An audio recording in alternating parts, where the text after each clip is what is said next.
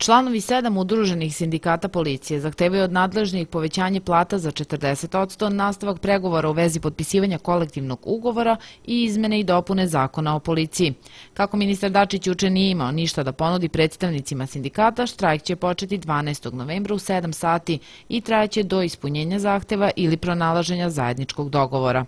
Patrole saobraćajne policije, onu redovnu kontrolu, preventivni rad ukidaju skroz, ukida i policija opšte nadležnosti. Znači, što se saobraćaja tiče, radit će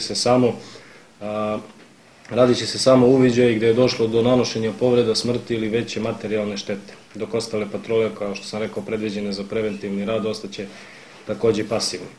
Ovlašćena službena lica postupaće po krivičnim delima koje se gone po službenoj dužnosti. Zaposleni na upravnim poslovima, to je ono gde će narod najviše da oseti, to su znači kolege koje rade na zaprimanju i izdavanju putnih isprava, pasoša i ličnih karata. Zaprimaće samo hitne slučajeve, znači zaprimanja i izdavanja ličnih isprava, registracija neće biti do okončanja štrajka.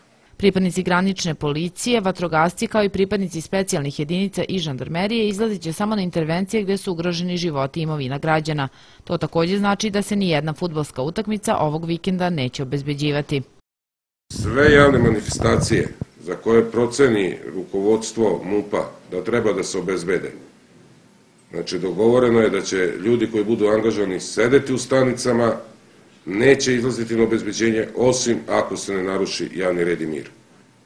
Znači, svako ko organizuje protest, miting, sportsku manifestaciju, mora da je obezbedi.